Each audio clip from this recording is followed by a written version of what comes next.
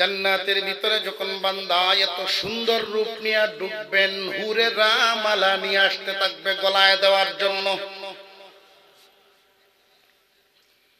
হুরেরা দল বেঁধে গান গাইতে গাইতে আসবে, গান গাইতে গাইতে আসবে, দল বেঁধে আসতে থাকবে। কমপক্ষে এক এক দলে এক এক কাতারে ৭২ জন।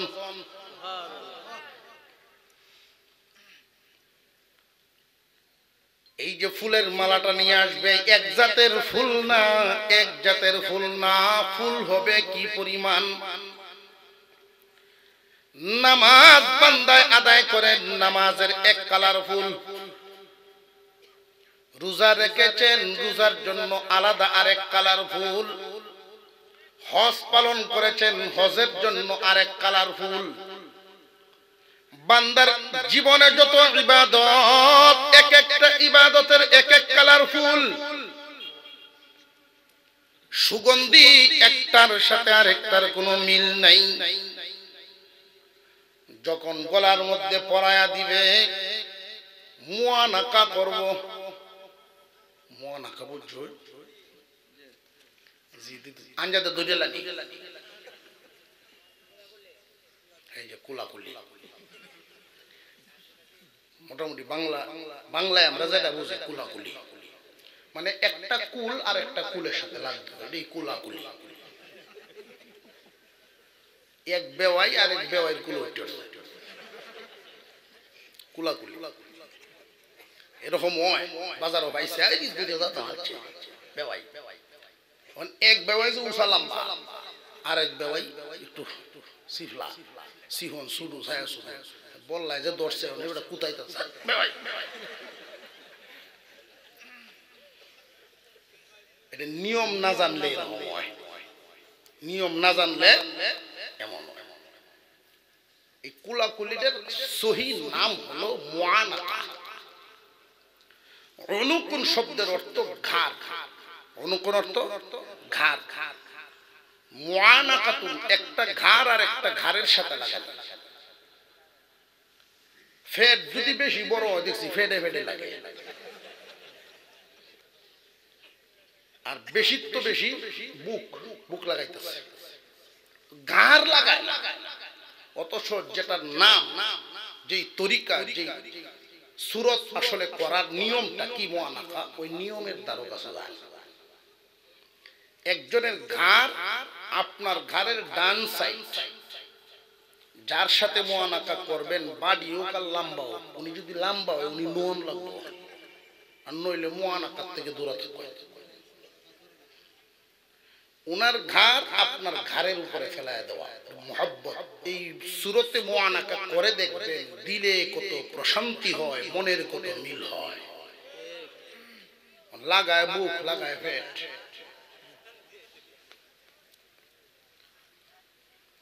আমরা ছোট থাকতে দাঁত ফললে তো দাদু বুদ্ধি দিত, তুই দাঁতটা উন্দুরের গাতা থেকে তৈরি দিস, আর দোয়া করিস।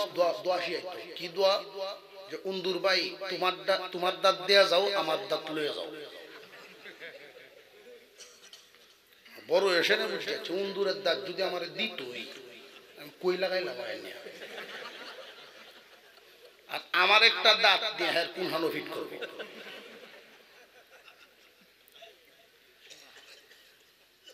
যদি ইঁদুরের দাঁত এই দোয়া ভরে লাগানি হইত, তাহলে তো আমার হেই কাম হইল ইঁদুরের যে কাম।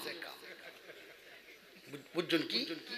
ইঁদুরের কাজ হইল সুযোগ পাইলেই কাটিয়ে নিয়ে, সরকারের বিল্ডিং থাকলে এটা কাটতে পারি তা না, অর্থাৎ ফোরের যত মাল নিজের মনে করিয়া কাটতে কাটিয়ে নিয়ে বাড়ির দল।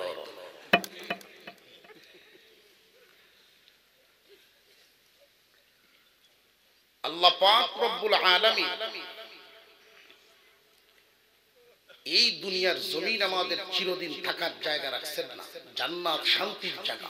হুরেরা শুধু মালাটা দিবে, মুআনাকাটা যে করবে, এক দরায় ৩০,০০০ বছর অতিক্রম হবে, খবর থাকবে না। মহিলা মা বোনরা শুনে হয়তো মনে মনে ভাববেন সহ্য আরাম কেমনে। সহ্যই তো করতাম না। মাগো আমি আগেই বলছি জান্নাতের সামনের ঝর্ণার পানি পান করানো হবে। ওই পানিটা পান করানোর সাথে সাথে মনের অবস্থা এমন পরিবর্তন হবে, জান্নাতের নিয়ামত ভোগ করার উপযোগী হবে। আর নইলে উপায় আছে? এই দুনিয়ার মন লইয়া এই মন দিয়ে যদি বেহেশতে ঢুকানি হয়, আমরা মা বোনটারে এক একটা হুর রাখবো বেহেশতের ভিতরে, আপনারা কি রাখবো?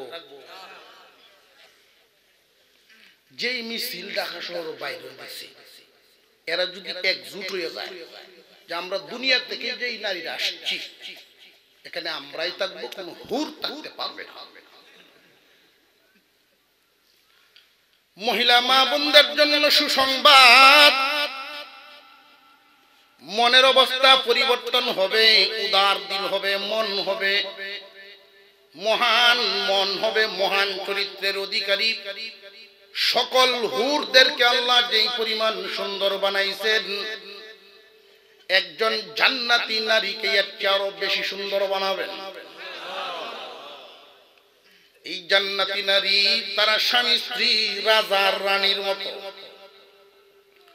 সমস্ত হুরদের রানী বানায় দেওয়া হবে দুনিয়ার বিবিকে, যদি স্বামী স্ত্রী একসাথে জান্নাতে যায়। এই এহনের সুবহানাল্লাহর আওয়াজে আমি বুঝতে পারছি যে এটা আপনারা পছন্দ হয়েছে যে হুজুর এই অবশেষে এইটা কি দিলাই, জান্নাতে দিবেন হুর কইতাছুন বালা কথা, এই অবশেষে রানীকে কারে বানাইলেন? এই দুনিয়ার লাই বুড়া বেড়া কারো এ করতেছে, হুজুর আমি যখন বেহেশতে যাই আমরা বাবুল্যের নাম যাইব,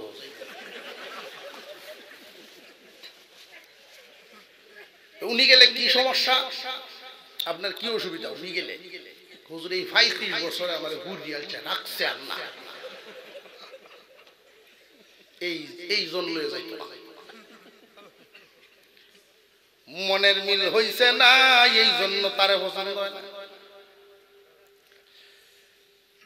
মুসলমান ইমানদার জান্নাতে যাইতে যদি রাজি হন, আল্লাহ পাক সুখে কেমনে থাকবেন, সুখের জায়গায় নিবেন, ওইখানে অশান্তি বলতে কিছুই থাকবে না। স্বামী স্ত্রী দুইজন বসবেন, হুরেরা চতুর্দিক থেকে শুধু শরবত ঢেলে দিবে, নাস্তা সামনে আনবে, আপনাদের কি লাগবে বলতে দেরি, হাজির করতে দেরি নেই। দুনিয়ার জমিনে লক্ষ্য করে দেখেন, যদি 10 জন কর্মচারী হয় কারোর, কোন একটা বাড়িতে যদি 10 জন কর্মচারী হয়, এই 10 কর্মচারীর খেদমত সুযোগ সুবিধা শুধু বাড়িওয়ালার না বাড়িওয়ালিরও? ঠিক তেমনি ভাবে জান্নাতের ভিতরে জান্নাতের পুরুষরা শুধু নিয়ামত পাবে তা না, এই নিয়ামতের হুর গিলমানের খেদমতের মজা নারীরাও ভোগ করবে। যদি কারোর অন্তরে এমন তাকে হুজুর হুর দেওয়া হবে, পুরুষদেরকে হুর দেওয়া হবে, আমরা কিতা দিব? যে আপনারে তো আপনার স্বামী দিব, আপনার অন্তরে এই সময় এরকম চাহিদাই হইবে না যে আমার আর একটা জামাই হইবে। পবিত্র দিল ছাড়া, নেককার দিল ছাড়া তো ওইখানে যাবেই না। যাদের অন্তরে এইরকম চাহিদা, তারার জায়গা জান্নাত না। অনেক মানুষের অন্তরে এরকম চাহিদা থাকে, পুরুষদেরকে আল্লাহ 4 জন বিবি গ্রহণ করার মতো হুকুম দিয়েছেন দুনিয়াতে একসাথে, কিন্তু নারীদেরকে কেন দেন নাই এটা তাদের আপত্তি। জানিয়ে রাখবেন, কুরআনুল কারীমের কোন একটা বিধানের উপরে যদি সন্দেহ হয়, অপছন্দ হয়, ঈমান থাকে না। কুরআনুল কারীমের কোন একটা বিধান যদি তোমার মন মতো না হয়, আমরা এখানে যারা আছি ইসলামের সকল বিধান সম্পর্কে কি আমাদের ধারণা আছে? একটা বিষয় আমার বুঝমতো হইতে নাও পারে, আমি বুঝি না, নাও বুঝতে পারি। ওই সময় ইমানদারের দায়িত্ব হলো নত শিরে ইসলামের সকল বিধান মেনে নেওয়া। যে ওই বিষয়টা আমার মন মতো হচ্ছে না, অর্থাৎ আমি বুঝতে পারছি না, এটার আমার অযোগ্যতা। আল্লাহ যদি আমারে বুঝায় দেন তাহলে বুঝে নিব, তবে এর ব্যাপারে আমার কোনো অনীহা অবিশ্বাস নাই। আল্লাহ যা আইন করেছেন, যা বিধান নাজিল করেছেন, আমি মানব না এমন কোন নিয়ত বা শব্দ যেন জবান থেকে বের হয় না। খুব সাবধান। ইমানদার সকল বিধান মেনে নিব নত শিরে।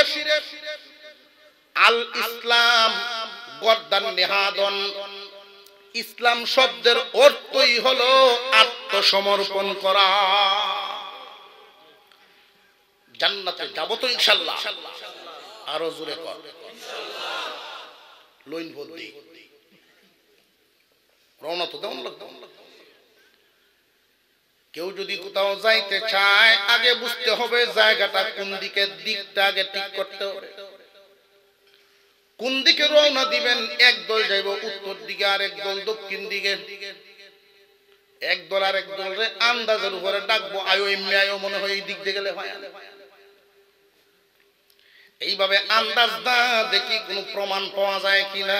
দলিল প্রমাণ ছাড়া সামনে গেলে লাভ নেই। আল্লাহ পাক রব্বুল আলামিন যেই দিন আদম এবং হাওয়া, আমাদের আদি মাতা আদি পিতা, আমাদের আব্বা আম্মা দুজনকে যেই দিন জান্নাত থেকে বের করেন, ওই দিন একটা শব্দ বলেছিলেন মহান আল্লাহ। কুরআনুল কারীমের ভিতরে আল্লাহ বলেন, কুলনা বিতু মিনহা জামিআ। ও আদম হাওয়া, তোমরা তোমাদের কিয়ামত পর্যন্ত সকল বংশধর সহ নিচে নেমে যাও। আল্লাহ যদি বলতেন বের হয়ে যাও, এটার একরকম অর্থ। উনি যেহেতু হুকুম দিয়েছেন নিচে নেমে যাও, এতে বোঝা গেল জান্নাত কোন দিকে। বুঝাইছেন? আল্লাহ যেহেতু নিচে নামাইছেন, জান্নাত হলো উপরে। এখন বুঝতে হবে কি পরিমাণ উপরে আমরা রওনা দিব, কিসের মাধ্যমে, কেমনে যাইতাম। যদি 10,000 কিলোমিটার বা 10,000 মাইল উপরে হয়,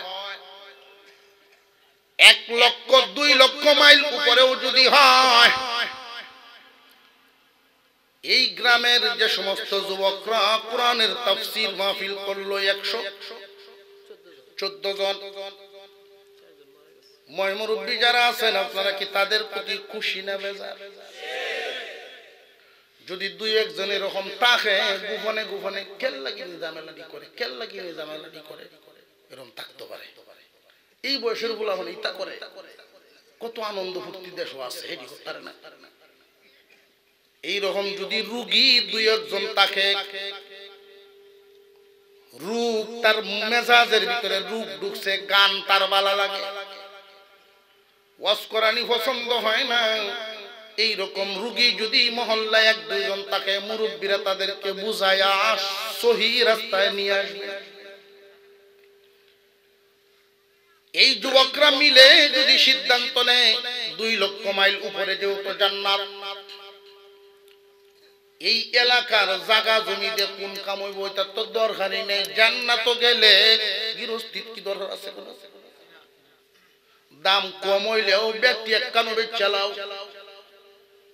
পুরা এলাকার সব জায়গা জমি বেচে যদি বিমান কয়েকটা কিনিয়া ফইলা ভাড়াও, ময় মুরব্বী আর বুড়া বুড়ি যারা এরা ভাড়ায় দাও, আগে গিয়ে থইয়া এরপরে আমরা গেলাম। কিন্তু 2 লক্ষ মাইল উপরে নাই, 5 লাখ মাইল উপরেও যদি হয়, 10 লক্ষ মাইল উপরেও যদি হয়, তবু তো আমরা পারি আর না পারি, লাল চামড়ার বাহিনী তো যাইব। বিমান আমরা তো বেশি না, এই কুত্তাবিলারা তো বেশি। আপনারা মনে হচ্ছে হুজুর এটা কি কইল, যে কুত্তাবিলাই শব্দটা আমি করছি না, আল্লাহ করছে। যে এই দুনিয়ার জমিনটা আমি টিকায়া রাখছি মানুষের উসিলায়। মানুষ হইল তারা ইমানদার যারা, এরা মানুষ না, কুত্তা বিলাই।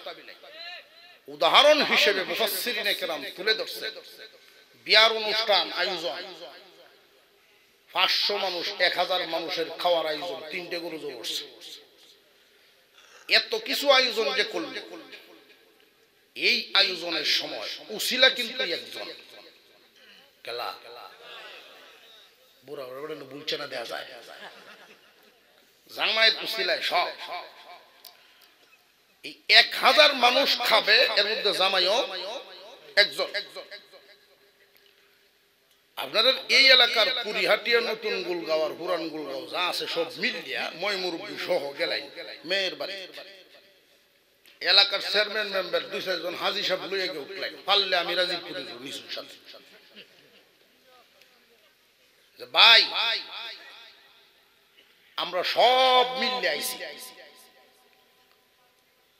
জামাইটারে পাইতাছি না, দিব কেউ খাওয়ান। জামাইয়ের উসিলাই সব ব্যবস্থা, জামাই আছে সব আছে, জামাই নাই কিস্তা নাই, সব আউলা জলা লাগাই। একজন ইমানদারও থাকবে না, যেই দিন দুনিয়া ভর্তি যদি মানুষ থাকে একজন ইমানদার থাকবে না, আল্লাহ পাক আউলা লাগাইয়া দিবেন, ইসরাফিল লাগাও ফু, সব তছনছ হয়ে যাবে। এটার নাম কিয়ামত। অসুবিধা হইতেছে কোনো? এবারে বল মুজাহিদ মর্দে মুজাহিদ করতেছি, এত রাত ধরে হদা হইল কি ভাই?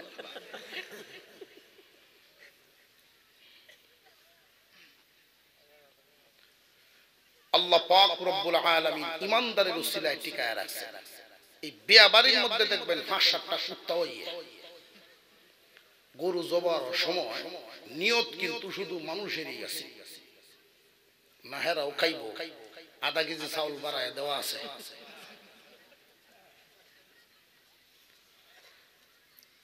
আল্লাহ পাক যেহেতু ইমানদারের উসিলায় এত বড় কায়নাত ঠিক রাখছেন, ওদেরকে টিকায় রাখছেন কেন? আল্লাহ তো ইচ্ছা করলে, যেহেতু মুমিনদেরকে ওরা নির্যাতন করে, মারে, বোমা মারে, আল্লাহ এরা ধ্বংস করেন না কেন? যে করেন না এই কারণে কুত্তা বিলের কামও লাগায়। নিয়ামত সূর্যের আলো উসিলা হইল মুমিন, হেও বাট পায়, হয় না? বৃষ্টির পানি উসিলা হইল মুমিন, কাফেরও বাট পায়। আমরা প্রশ্ন জাগে এদেরকে দেন কেন? যে দেন এই কারণে তুমি মুমিন পেশাব করে দিবা, আর এই পেশাব নিয়ে সারা দিন গাটাগাটি করে দেখবো এটার মধ্যে কোনো ওষুধ বিষুধ জন্ডিস বা রোগ টুক আছে কিনা পরীক্ষা করে ওষুধ দিব, তুমি খায় সুস্থ থাকবা। তোমার এই খেদমত কি করবো? হ্যাঁ, বুঝে আসতেছে? তুমি মুমিন নামাজ পড়ার জন্য গরম লাগে, গাম, হ্যাঁ গবেষণা করিয়া আতের ফাঙ্কা যাতে বাদ যায়, উপরে ঘুরে, এরকম একটা ফ্যান আবিষ্কার করবে। অর্থাৎ আল্লাহ ইমানদারদের খেদমতের জন্যই ওই জাতি বানায় রাখছে। ইমানদারদের কাজ হইল আল্লাহর কাম করা, আর ওদের কাজ হইল ইমানদারদের খেদমতের সকল ব্যবস্থাপনা তৈরি করা। আগে যাইতো 6 মাসে হজ, 6 ঘন্টায়। বুঝে আসতেছে? জান্নাত যদি 5 লক্ষ মাইল উপরে হইতো, এই কুকুর বিড়াল যাইতো গা। আল্লাহ বলেন না না, 5 লক্ষ মাইল উপরে না। কি পরিমাণ উপরে? জান্নাতে তো আমাদের যাইতে হবে, যাওয়ার ইচ্ছা আছে না নাই? উপরের দিকে যখন আমরা তাকাই, খুব মনোযোগের সাথে 5-7 মিনিটের কথা শুনবেন। জান্নাত খুঁজতে বাইর হইছি, খুব মনোযোগ। উপরের দিকে যখন নজর দিলাম, সর্বপ্রথম দেখতে পেলাম সূর্য। এই পৃথিবীর জমিন থেকে 13 লক্ষ গুণ বড় ওই সূর্যটা। এই মাঠটার থেকে বড় না পৃথিবীর থেকে? তাম পৃথিবীর চাইতে 13 লক্ষ গুণ বড় যদি এই সূর্য হয়ে থাকে। দেখতে বলের মতো দেখা যায়, ছোট দেখা যায়, এত ছোট কারণটাকে হিসাবে মিলে না। 13 লক্ষ গুণ বড় সূর্যটা 1 2 3 1000 2000 না 1 লক্ষ 2 লক্ষ নয়, 13 লক্ষ গুণ বড়। আল্লাহু আকবার বলেন, আরো জোরে বলেন আল্লাহু আকবার। এত বিশাল আকারের সূর্য বলের মতো দেখা যায়, দূরে হওয়ার কারণে লক্ষ্য করবেন যে এই জিনিসটা যত দূরে হয় দেখতে তত ছোট হয়। 20 তলা বিল্ডিং এর ছাদ থেকে যদি নিচের দিকে তাকান, একজন মানুষকে যেই পরিমাণ বড় দেখা যাবে, 50 তলা উপর থেকে নিচে তাকায় দেখবেন এই মানুষটা এখন 1 হাত দেখা যাবে, কোন রকম দুপটাসা দেখা যাবে। 100 তলা উপর থেকে যখন তাকাইবেন মনে হইব মুরগির বাচ্চা। যেই জিনিসটা যত দূরে হয় দেখতে তত ছোট হয়। এই পৃথিবীর থেকে 13 লক্ষ গুণ বড় সূর্যটা বলের মতো দেখা যায়। কারণ কি? কারণ হলো দূরে। কি পরিমাণ দূরে? 9 কোটি 30 লক্ষ মাইল দূর।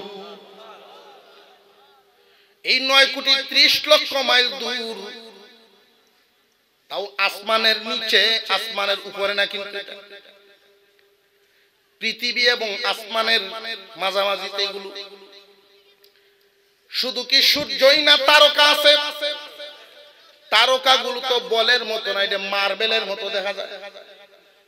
অথচ এক একটা তারকা কি পরিমাণ বড়, হাজার হাজার সূর্য মিলেও একটা তারার সমান হবে না। এইটা কত আমরা কিন্তু জান্নাত খুঁজে খুঁজে এটা পাইতাছি। হুজুর আকরাম সাল্লাল্লাহু আলাইহি ওয়াসাল্লাম বলেন এইভাবে পাবে না। আল্লাহ আর পয়গম্বর বলেন আসমান, প্রথম আসমান 500 বছরের রাস্তা। 500 বছরের রাস্তা প্রথম আসমান। এই আসমানটা পুরো বানাইছেন, ছাদের একটা পুরুত্ব আছে না, এই 5 ইঞ্চি 6 ইঞ্চি এরকম একটা পুরো আছে না। আরে কি কিয়াল মাসকারম চলতেছে এটা। আউযু বিল্লাহি মিনাশ শাইতানির রাজিম। আল্লাহুম্মা সাল্লি আলা সাইয়্যিদিনা। বেহেশতে যাইতাছি, এই বেটা সিদ্ধার্থ থাকে, আমি কি তোর 500 বছরের রাস্তা প্রথম আসমান। গতি কি? কোন গতিতে গেলে আল্লাহর রাসূল গতি উল্লেখ করেন নাই।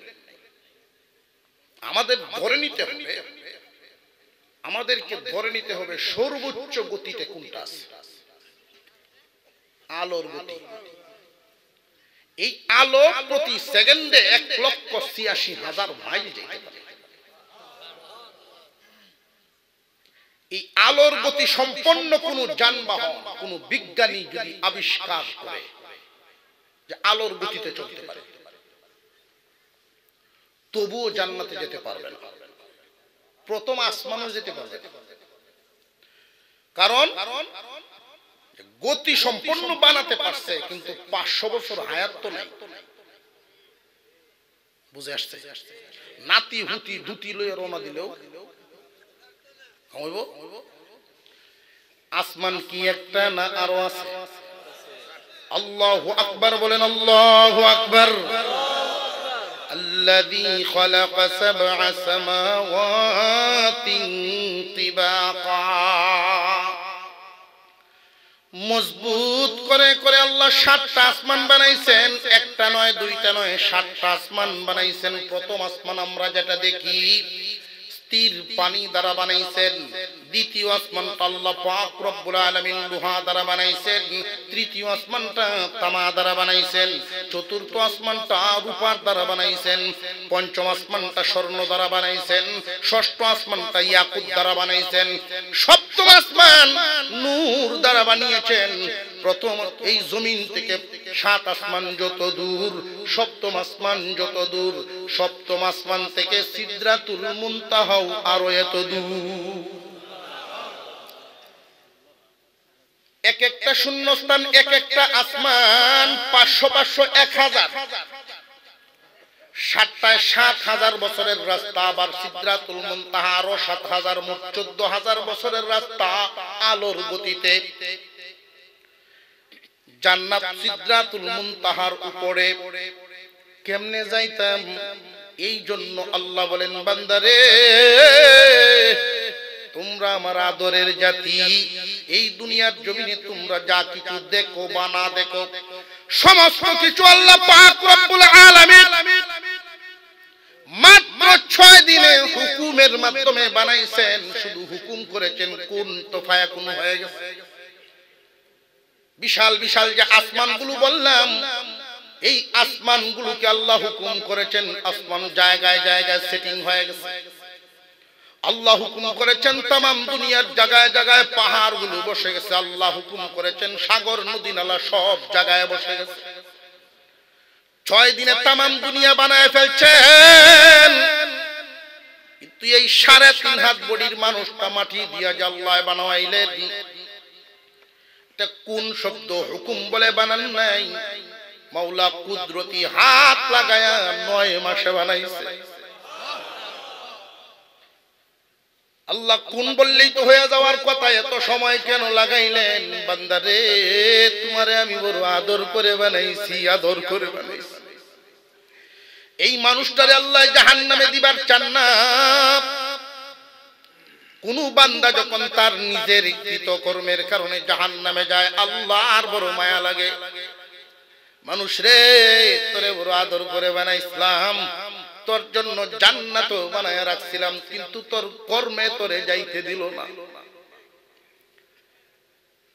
কারুন নিয়ামত পাইছে, আল্লাহর হুকুম লইল না, যাকাত দেয় নাই। মুসা আলাইহিস সালাম বুঝাইছেন, বুঝ মানে না। আল্লাহর গজব নাযিল হয়ে গেছে। চিৎকার করে ডাকে, মুসা আমারে বাঁচাও। পিছন থেকে ডাকে, মুসা আলাইহিস সালাম ফিরেন নাই, চলে গেলেন। কারণ ধ্বংস হয়ে গেল, মাল মাটির সাথে মিশে গেল।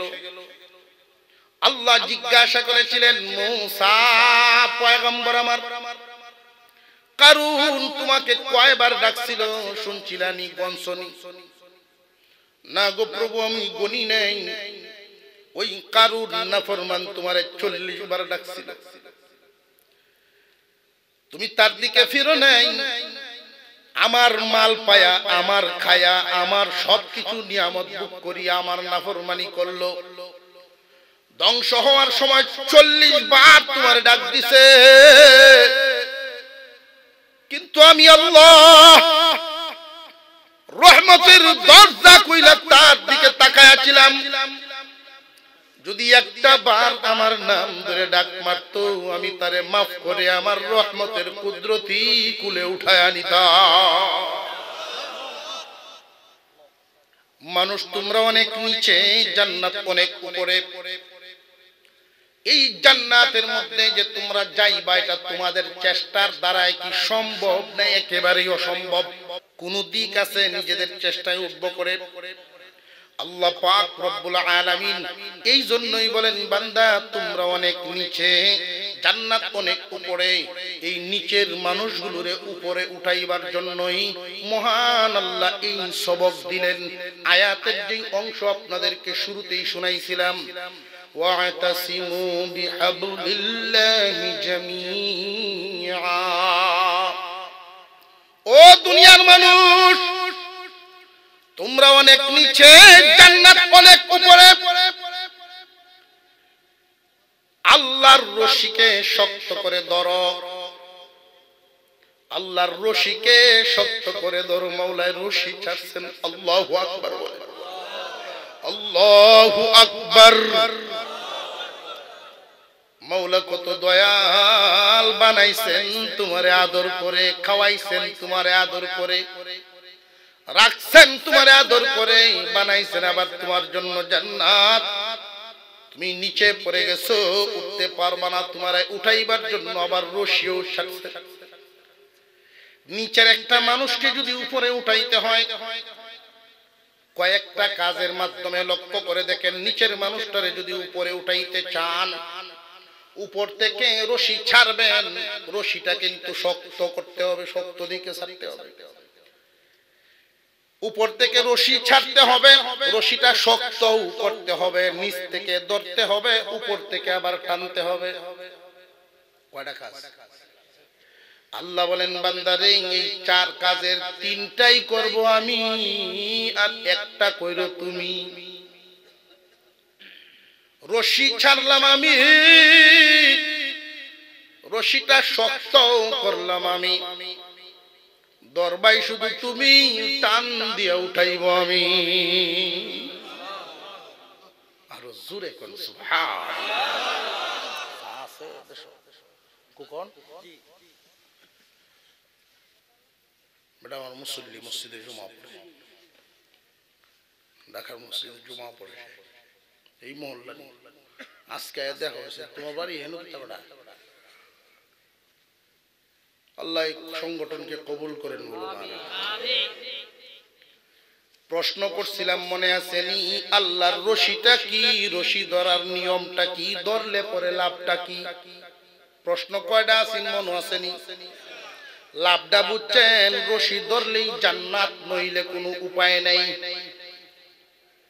আল্লাহর রশি ধরবে যারা জান্নাতেতে যাবে তারা,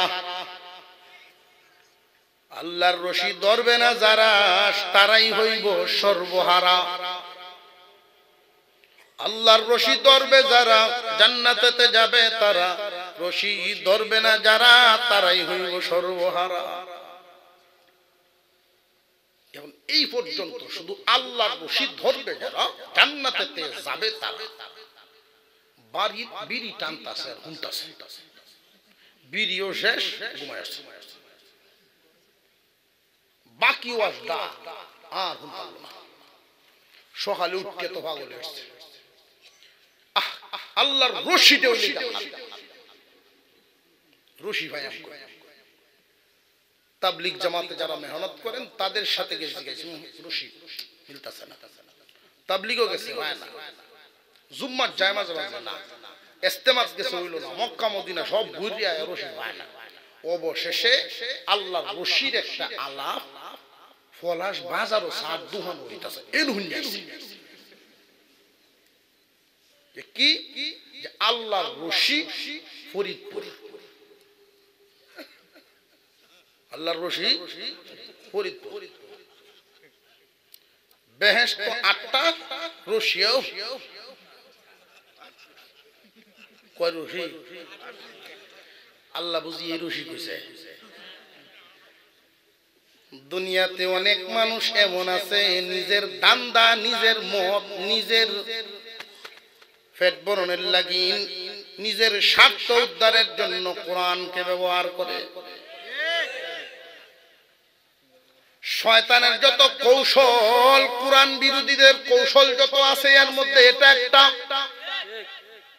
ইহুদিদের 1 নাম্বার খারাপ চরিত্র, 1 নাম্বার খারাপ চরিত্র, নিজের স্বার্থে আয়াত বদলায় আনতো।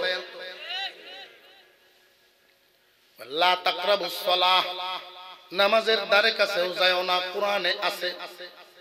মানলাম আছে, কোরআনে আছে, আগেরটাও কয় না, পরেরটাও কয় না। বুঝলাম তুমি এই একটা কইলা, একবার আল্লাহ বলছেন, কিন্তু আকিমুস সালাহ 82 বার যে কইছেন সেটা তো কও না।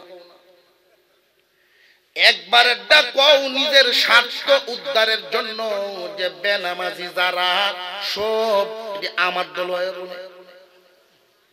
কিন্তু আল্লাহ যে কইছেন 82 বার নামাজ কায়েম করো, এইটা তো তুমি কও না একবার। বুঝে আসতেছে? আল্লাহর রশি কি 8 রশি? জোরে কোন, আরো জোরে। আল্লাহর রশি কাকে বলে এটা বুঝতে হবে উলামায়ে কেরামের কাছে। তামাম পৃথিবীর সকল মুফাসসিরিনে কেরাম একমত যে আল্লাহর রশির নাম কুরআন। কুরআনকে আল্লাহ রশি বলেছেন। এই রশিকে আল্লাহ এমন শক্ত করেছেন, কোন ভুল ধরার ক্ষমতা কারোর ছিল না, এখনো নাই, কিয়ামত পর্যন্ত হবেও না।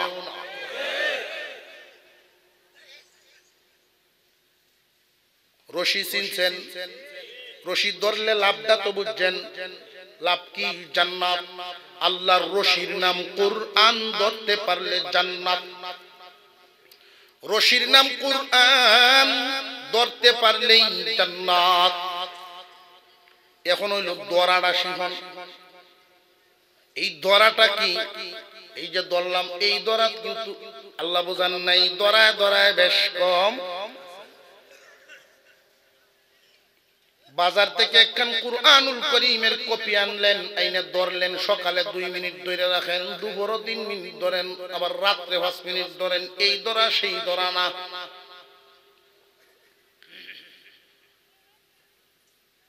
ধরা অনেক জাতের আছে। কোয়েল তো একটা রাইটে বেশি হচ্ছে নাকি আপনার বাপসা? একটু হা লড়া ছড়া দেন যে আমরা একটু নিনুজিমু বাপ বুঝা।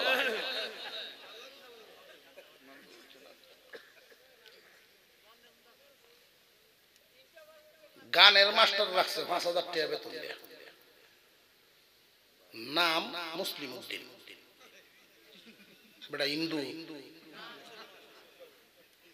মুসলমান তো এর গরু, হের নাম মাথার উপরে, মুসলমানি সব হের মাথার উপরে থাকে। মুসলিম উদ্দিন নামই নামাজ পড়ে না, পুত্রে গান শিখাইতো, 5,000 টাকা শিক্ষক বেতন। ইমাম সাহেব ফাইলে যে জিগায় স্যার কোন পড়াইতেন না, কথা হচ্ছে হুজুর আইন জানে। ইমাম সাহেব কি নিজের স্বার্থে জিগায় না তোমার দরদে? বান্দা তোমার দরদে ওলামায়ে কেরাম তোমাদের পিছনে পিছনে ঘুরে, তুমি জাহান্নামে গেলে আমার কিচ্ছু না, আমি আমার দায়িত্বটুকু শুধু পালন করলাম। বারবার তোমার পিছনে ঘোরা লাগে, বারবার তোমাদেরকে বোঝানো লাগে এই দরদ নিয়া যে নবীর উম্মত, নবী কত কাঁদতেন, আমি যে ওয়ারাসাতুল আম্বিয়া এই হিসাবে একটু দায়িত্ব পালন করি, আমিও সেই লাইনে কান্না শুরু করি, উম্মতকে জাহান্নাম থেকে বাঁচাই।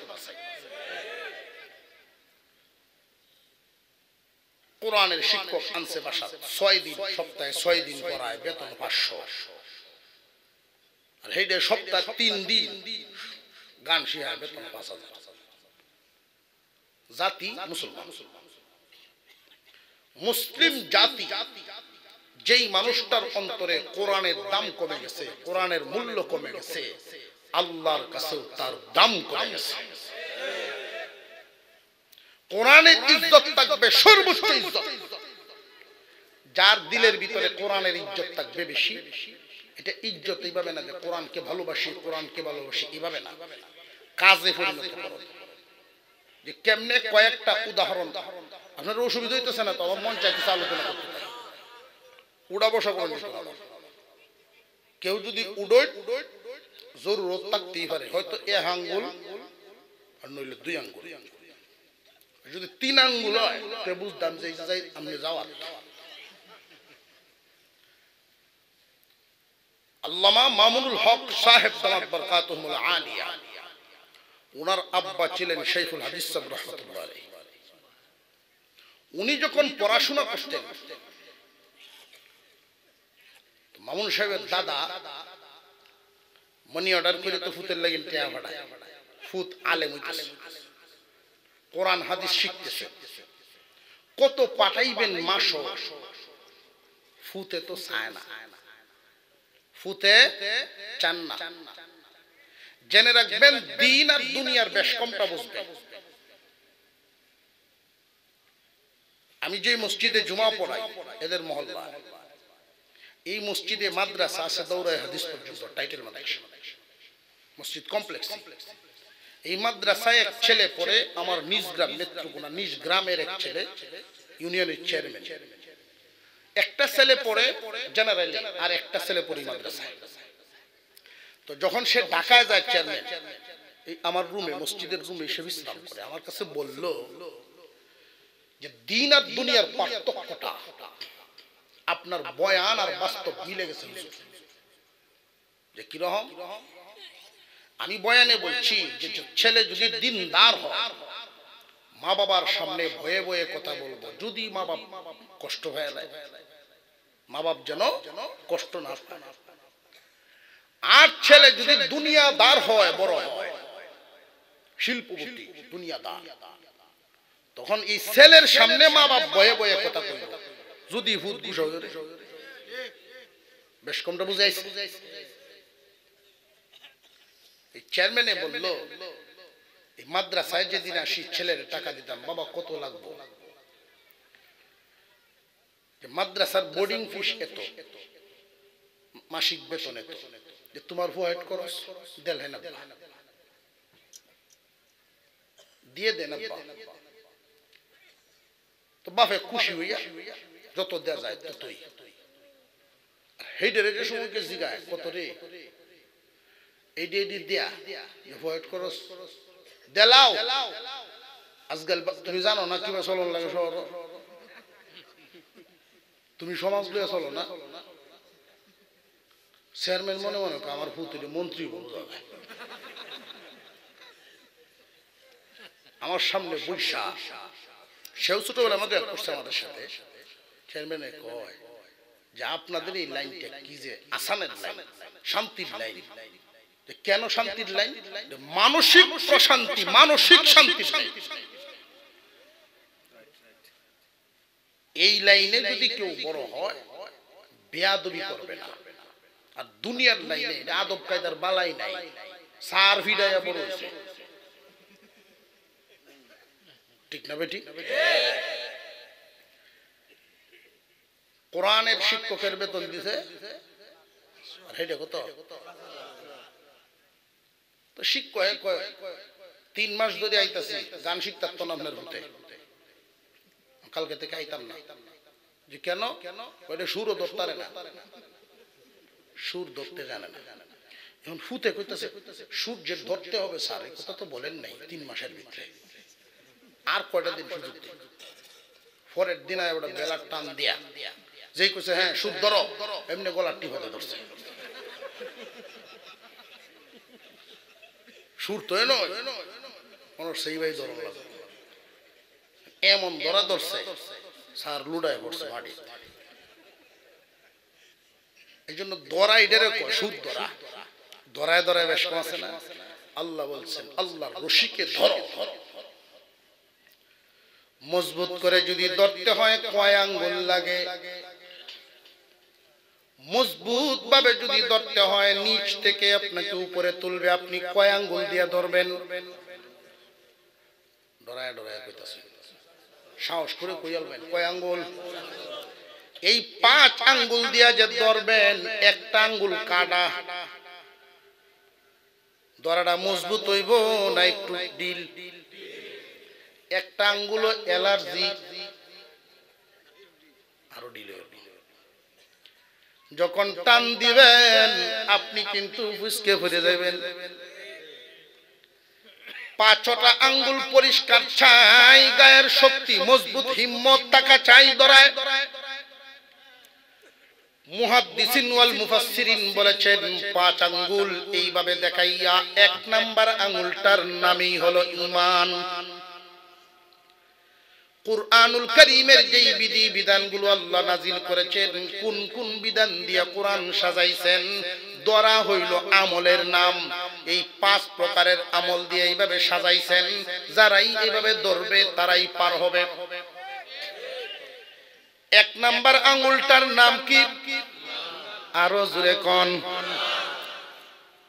2 নাম্বার আঙ্গুলটার নাম ইবাদত। 3 নাম্বার আঙ্গুলটার নাম মুআমালাত। 4 নাম্বার মুআশারাত। 5 নাম্বারে আখলাক। এই যে 1 নাম্বার আঙ্গুলটা খুব লক্ষ্য করে দেখেন, ঈমান। এই ঈমান খুব মূল্যবান। এই 4টা যেই পরিমাণ দাম, এর চেয়ে বেশি দাম এই আঙ্গুল। এই আঙ্গুলটা ওইগুলোর সাথে কোনো মিল নাই। এটা গঠন আরেক জাত। মনে হয় ওয়াজলাম বইতেছে আজকে ফখরে বাঙ্গাল তাজুল ইসলাম রহমাতুল্লাহ আলাইহি, উনি ট্রেনও বসে পাকিস্তান পিরিয়ড। তো হুজুর দেখলে, হুজুর যেহেতু সিট পাইছে, সারায়া সিট পাইছে না, ট্রাইলও একার হয়ে গেছে। বেশ লাগতেছে না? হুজুর রাগ কোনো কামেন না। কোন কামো লাগে?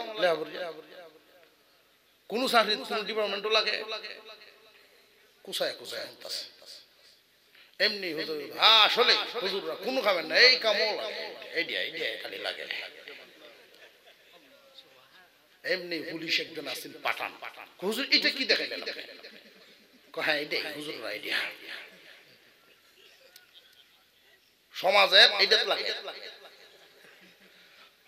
বুঝাইতে হবে দেখেন আমাদের হাতের 5 আঙ্গুল মিলে হলো একটা সমাজ 5 আঙ্গুল মিলিয়া একটা সমাজ এর মধ্যে এই হইল হুজুররা আর হেই হইল অন্যটা মিলিয়া রাজনীতিবিদ মেম্বার চেয়ারম্যান মাতবর গৃহস্থ ব্যবসায়ী সব মিলে লক্ষ্য করে দেখেন সমাজের অন্যরা একজন আর একজনের সাথে যে মিল আছে এরা যে ভাই এক কানুকে বইতে পারে একসাথে চলতে পারে এক কানুকে খাইতে পারে কাজ কামে মিল আছে তুতায় মিল আছে ব্যবসায়ী চাকরিজীবী তুতায় মিল আছে না পোশাকে আছে সব যেভাবে মিল আছে চার আঙ্গুলের গঠনেও একটার সাথে আরেকটার মিল আছে হুজুরের সাথে সমাজের অন্য মানুষের বেমিল অনেকটা দূরত্বে এই আঙ্গুলটা অনেক দূরত্বে তবে এই আঙ্গুল যদি না থাকে আপনি এই চার আঙ্গুল চাইরোটা অচল ঠিক টেরা মাঝে বোঝা যায় বুঝছেন না এই আঙ্গুল না থাকলে লবণ হলই তার তাই না বইটা হইব বুঝাইতেছে এটা এত গুরুত্বপূর্ণ সমাজে যদি আলেম উলামা না থাকে গরু ছাগল যেভাবে মরে অন্যান্য প্রাণী যেমনি মরে মানুষেরও এইভাবেই মরতে হবে জানাজা পড়ার কোনো লোক থাকবে না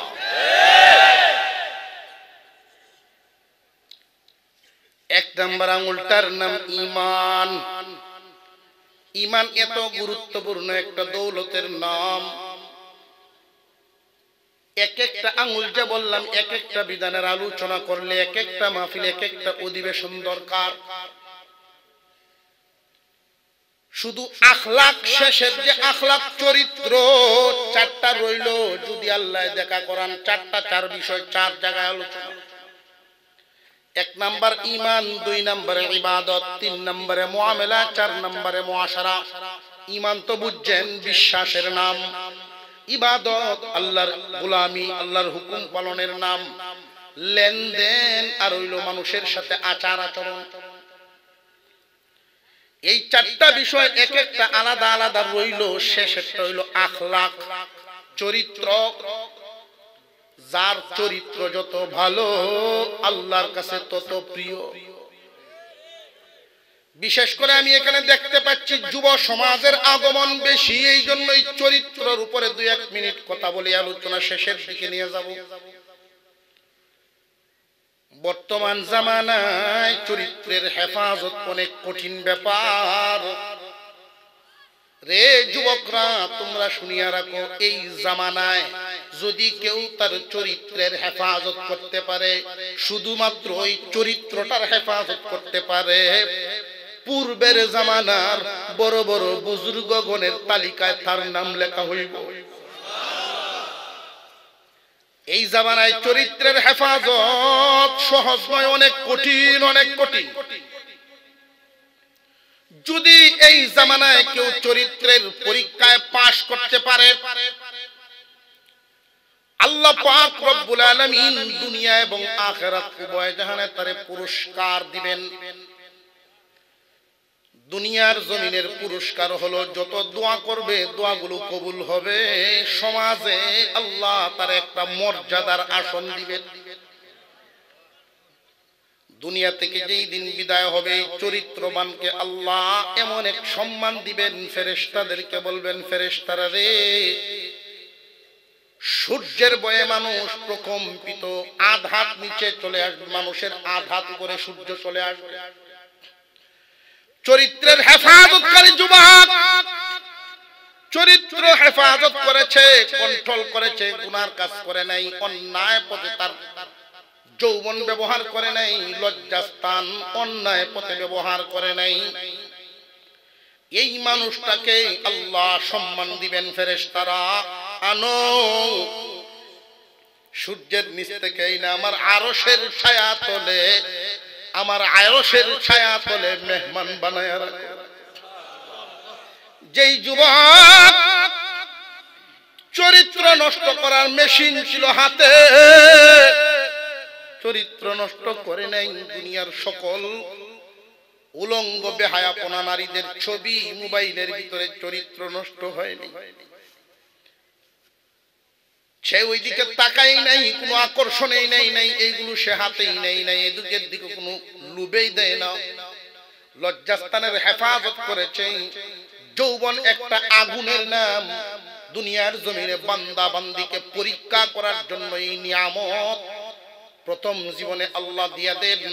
পূর্ণ বয়স হইলেই যে দেন আল্লাহর এই নিয়ামত পাইয়া, এটা একটা পরীক্ষা। তুমি কি নেক কাজে ব্যবহার করো নাকি অন্যায় কাজে ব্যবহার করো, কোন পথে ব্যবহার করো, এটা পরীক্ষার ব্যাপার। এই যৌবন নামক নিয়ামত পাইয়া যারা কন্ট্রোল করতে পারে আল্লাহ এদেরকে পুরস্কার দিবেন। দুনিয়ার জীবনে সম্মানের উচ্চ স্তর, আখিরাতে আল্লাহর আরশের ছায়া তলে জায়গা। রে ফেরেশতারা, যৌবনের আগুনে যে ছেলে মেয়েকে পুরাইতে পারে নাই, যেই নারী পুরুষকে পুরাইতে পারে নাই, আমি আল্লাহ জাহান্নামের আগুনেও পুরাইব না।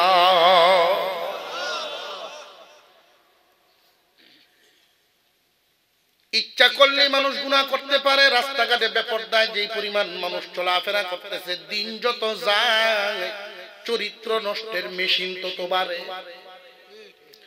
এই জামানায় যৌবন যদি হেফাজত করতে পারো তুমি কামিয়াব। সঠিক বদলা দেনেওয়ালা, উত্তম বদলা দেনেওয়ালা কে? আরো জোরে কোন কে? যুবক রে, তুমি যদি তোমার চরিত্রের হেফাজত করতে পারো, দুনিয়াতেই আল্লাহ তোমার নিয়ামত দিবেন। কোন একজন নারী তোমারে ডাকতেছে অন্যায় কাজ করার জন্য, অথবা কোন একটা নারীকে ডাকতেছে একজন পুরুষে অন্যায় কাজ করার জন্য, সুযোগ সুবিধা আছে, কোন সাক্ষী নাই, নীরব নিস্তব্ধ জায়গার পরিবেশ আছে, ইচ্ছা করলেই মনের আশা পূরণ করতে পারে, যৌন চাহিদা নিবাইতে পারে, ইচ্ছা করলেই এই কাজটা করে ফেলতে পারে, কোনো বাধা নাই। একমাত্র আল্লাহর ভয়ে যদি নিজেরা ওই গুনার কাজ থেকে নিজেরা সরায় রাখে, আল্লাহ উত্তম পুরস্কার দেন।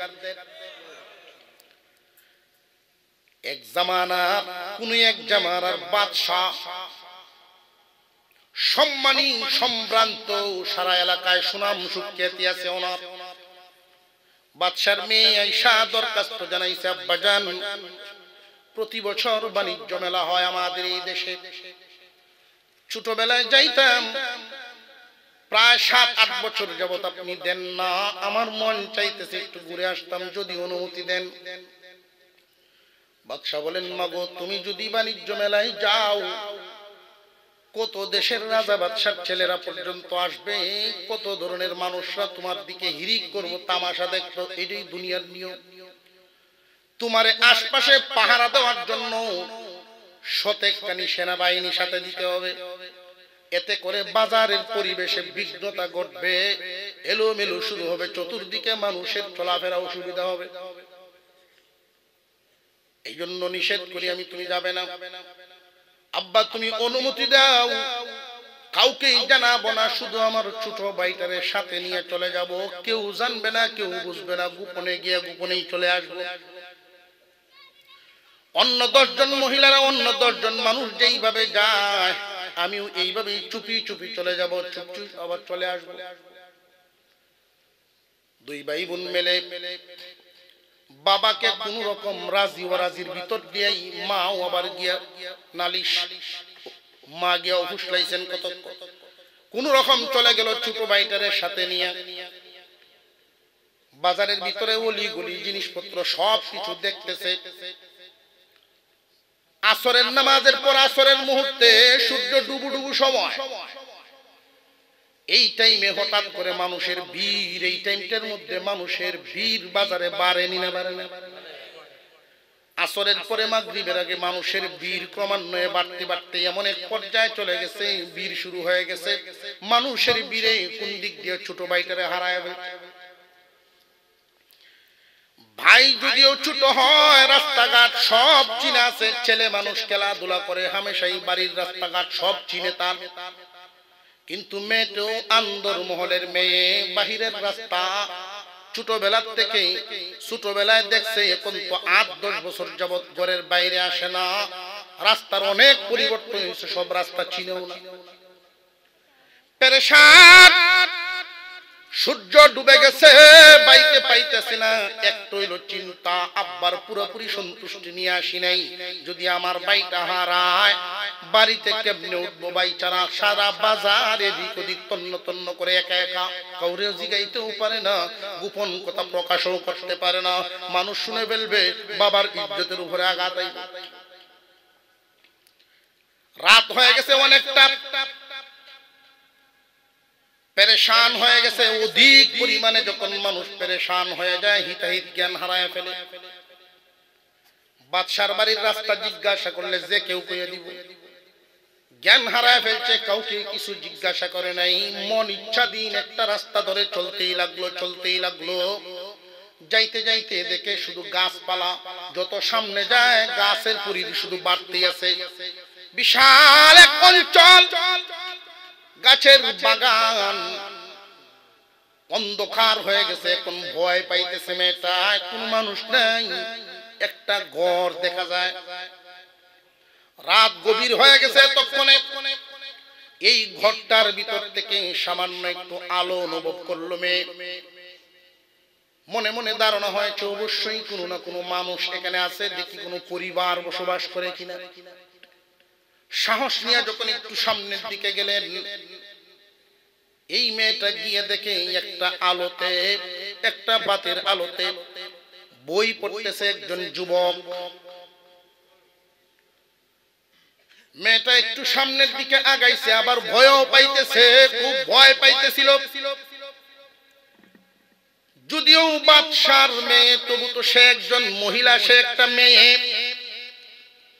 ইজ্জতের ভয়, সত্যিকারের নারী যারা, সত্যিকারের মেয়ে, ভালো মেয়ে যারা, ভালো মায়ের সন্তান যারা, ইজ্জতের পাহারাদারি করবে, ইজ্জতের খুব পাহারাদারি করব, আজকালকার সময় এমনটাও চলতেছে, এমনটাও চলতেছে রে যুবকরা, তোমরা জানিয়া রাখবা,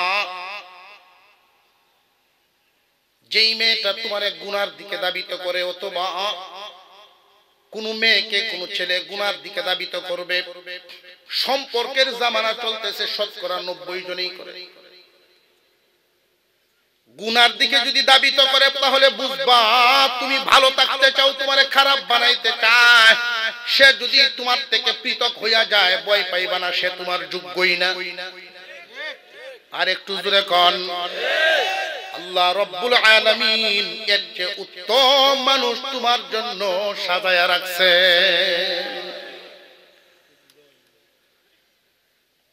মেয়েটা নিজের ইজ্জতের ভয় পাইতেছে, এমনি আলো দূরে গেছে, সুসজ্জিত সুন্দরী একটা মেয়ের ভিতরে এই যুবক কল্পনাও করতে পারে নাই, আলোতে দেখা যায় জানালার একটা পাট খোলা, দেখা যায় একজন মানুষ, উনি চিৎকার দিয়ে ডাক দিলেন, কে গো এখানে?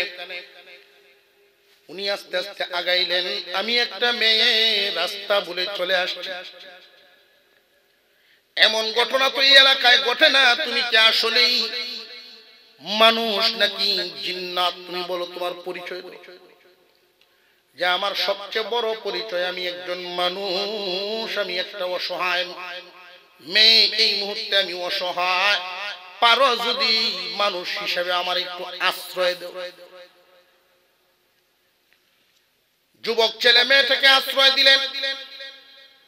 সংক্ষিপ্ত ভাবে বলে ফেলি, ছোট করে বলতেছি, যুবক তারে আশ্রয় দিলেন, যুবক ঘরের বাহিরে চলে গেছে, মেয়েটাকে ভিতরে জায়গা দিয়ে তুমি ঘুমাও, একদম চিন্তা করবা না, নিরাপদ থাকবা, আমি চরিত্রহীন ছেলে নই, আমি চরিত্রহীন না, নিশ্চিন্তে ঘুমায় যাও। বাতিটা নিয়ে একটা গাছের জোরের মধ্যে গিয়া বসছে, ওইখানে বসে আছে, গাছের সাথে হেলান দিয়া রাতটা কাটায়া দিবে। মেয়েটা যদিও ঘরের ভিতরে, তার ভিতরে ভয় আতঙ্ক আছে, আতঙ্ক। কারণ বাহিরে যদিও দরজা লাগানো, ঘরটা তার যে কোনো সময় যদি ঢুকে পড়ে, কোনো সাক্ষী নাই, ফিরানোর মতো কেউ নাই। মেয়ে তার ইজ্জতের চিন্তায় তার চোখে ঘুম আসতেছে না। যুবক ছেলে গাছের সাথে হেলান দিয়ে বসা আছে, এমনি নফস তারে ধোঁকা দেয়, নফসে তারে বুঝায় ধোঁকা দেয়, শয়তান তার কানে কান পরা দেয়, যুবক রে এমন সুযোগ আর জীবনে হবে না। কোন সাক্ষী নেই, কোন বাধা দেনেওয়ালা নাই, এত সুন্দর একজন নারী, এই সুযোগ কোনদিন আর মিলবে না, হাতছাড়া করিস না, এটাই দুনিয়ার মজা লয়ে লো। যুবক ছেলেটা শয়তানের প্ররোচনায় উত্তেজিতই হইতেছে, শুধু উত্তেজিত। যৌবন একটা আগুনের মতো অগ্নি পরীক্ষা, সবাই ঠিক থাকতে পারে না, যারা পারেন তারাই ওলি হইয়া যান। দুনিয়াদারিতে যদি আলেম সে নাও হয়, আল্লাহ তার মর্যাদা সম্মান মানুষের অন্তরে বাড়ায়া দেন। যুবক শয়তানের ধোঁকায় পড়ে সামনের দিকে যখন আগাইতেছে, মেয়েটা ঘরের ভিতর থেকে বেড়ার ছিদ্র দিয়ে দেখতেছে দৃশ্য। যুবক আস্তে আস্তে দরজার কাছাকাছি চলে আসছে। হঠাৎ তার অন্তরে রূহের প্রভাব, আত্মার প্রভাব, নফস আর আত্মা দুইজনের ঝগড়া হয়, তর্কাতর্কি হয়। নফসের ধোঁকায় সামনের দিকে আগাই পর্যন্ত আসছে, এবার আত্মার প্রভাব, আত্মার বুঝ, রূহের বুঝ। যুবক রে, এই মুহূর্তে একটা নারী যদি তোমার কাছে ইজ্জতের আশ্রয় না পায়, কিয়ামতের দিন আল্লাহর আরশের ছায়া তলে তুমি কেমনে আশ্রয় পাইবা? এমনি যুবক সেখান থেকে পিছায় চলে গেছে, আগের জায়গায় বাতিটার সামনে বসে নফসের জ্বালা মাথার থেকে নামার জন্য একটা আঙ্গুল আগুনের মধ্যে ধরে রাখছে, আঙ্গুলটা পুরা শুরু করছে যে আমার এই দুনিয়ার আগুনের চামড়া পুড়ে গেলে মনটা তো অন্যমনস্ক হয়ে যাবে, এটা মাথার থেকে নেমে যাবে, জাহান্নামের কঠিন আগুন থেকে তো আমি বেঁচে যাব। এইভাবে কয়েকবার সারা রাত একটা হাতের 5টা আঙ্গুল পুড়ে ফেলছে। বুর হয়ে গেছে। দরজা খোলার সাথে সাথে মেয়েটা শুধু জিজ্ঞাসা করলো, বাদশার বাড়ি কোন দিকে যাওয়া যাবে? রাস্তা দেখায় দিল যে এক রাস্তা, এই বাগান থেকে এক রাস্তা বাদশার বাড়ির মেইন গেট। মেয়ে ওইখান দিয়ে চলতে লাগলো। চলতে চলতে যখন বাড়ির ভিতরে পৌঁছলো, মেইন গেট পার হইয়া ভিতরে গিয়ে দেখেন বাবা বসে আছেন, চোখ ফুলা, সারা রাত ঘুম নাই। উপযুক্ত একটা মেয়ে বাহিরে, এলান করা যায় না, ইজ্জতে আসবে।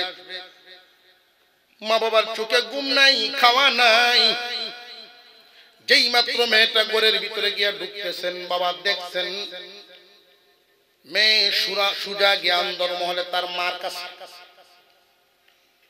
ও মা, বাবাকে গিয়ে জিজ্ঞাসা করো ওইদিকে একটা বাগান, একটা মাত্র ঘর, একজন যুবক তাকে সেখানে পড়াশোনা করে। মাই বলা শুরু করলো, হ্যাঁ এই বাগান তো আমাদের, এখানে একটা যুবক ছেলে থাকে, তুমি আব্বাকে বলো এই যুবক ছেলের রাজমহলে আনার জন্য গণ্যমান্য বিচারক ব্যক্তি যারা থাকবেন এইরকম 8-10 জন লোক পরিষদে হাজির করবা। এই যুবককে আইনে হাজির করব। বাবা মনে করছেন না জানি কি হয়ে গেছে, সেনাবাহিনী পাঠায়া তাৎক্ষণিক কয়েক মিনিটের ভিতরে এনে হাজির করে ফেলছে। গণ্যমান্য ব্যক্তিরাও হাজির, যারা পারিবারিক বিষয়গুলোর সাথে সম্পৃক্ত থাকেন। মেয়ে তার বাবাকে উদ্দেশ্য করে প্রশ্ন করেন, বাবা গো, তোমার অবর্তমানে এই তোমার সাম্রাজ্যের মালিক কে কে হবে? আমার অবর্তমানে তোমার ভাইয়া পাবে, এর কিছু অংশ আমি তোমার জন্য দিব, তুমি পাইবা, তোমরা 2 ভাই বোন। ও বাবা, আর একটা প্রশ্ন, একজন মানুষের কাছে পুরুষ হোক আর নারী হোক, আমাদের সমাজে শুধু নারীর ইজ্জতের মূল্যায়ন বোঝা যায়, নারীর ইজ্জত দামি, পুরুষের ইজ্জত কি দামি না? আরো জোরে কর। একজন নারীর কাছে যদি তার সতীত্বটা সবচেয়ে বড় দামি হয়, পুরুষের কাছে কি দামি হওয়ার কথা না? পুরুষের চরিত্রের দাম আছে, বরং খুব মনোযোগের সাথে শুনবেন। ওই যুবক সামনে হাজির আসামির মতো দাঁড়ায় আছে। মেয়েটা যখন দেখলেন যে যুবক আসামির মতো দাঁড়াইছে, প্রথমেই তারে বসার ব্যবস্থা দিছে। মেয়ে বলে, আগে তারে বসাও। তোমরা কি তারে অপরাধী ভাবতেছো? তারে আগে বসাও। একজন মানুষের সবচেয়ে দামি দৌলত কি? দামি দৌলত যত আছে এর মধ্যে একটা হলো আখলাক, চরিত্র, সতীত্ব। ও বাবা, আমার সতীত্ব হেফাজত করার জন্য দেখো ওর হাতের একটা আঙুলও আস্ত নাই, সব পুড়ে ফেলছে। তার নিজের সতীত্ব হেফাজত, আমার সতীত্ব হেফাজত। আল্লাহর হুকুমটা মানতে গিয়া কি পরিমাণ কষ্ট স্বীকার করেছে, ত্যাগ স্বীকার করেছে, তবু হুকুম অমান্য করে নাই, গুনাহ কাজ হইতে দেয় নাই। হাতের আঙুলগুলো পুড়ে গেছে, তবু গুনার দিকে ধাবিত হয় নাই, সতীত্ব নষ্ট করে নাই। বাদশাহ মাথাটা নিচের দিকে দিয়ে চিন্তা করতেছে, রায়টা কি দিবেন? তোমার কি অভিমত মা? যে আমার অভিমত হলো ওই ছেলেটার এই মুহূর্তে পুরস্কার দিতে হবে। তুমি আমার জন্য সাম্রাজ্যের যে অংশটুকু তুমি রাখছো, এটা এই মুহূর্তে তার নামে লিখে দাও।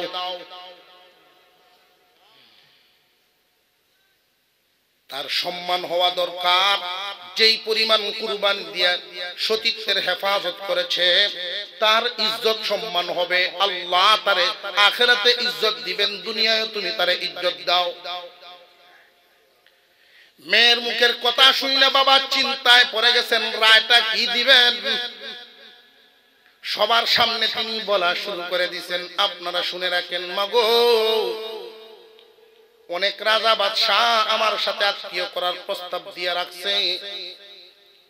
বাদশার বাড়ির বিবি তুমি হইতে পারবা, কিন্তু এমন চরিত্রবান ছেলে আমি খুঁজে পাবো না।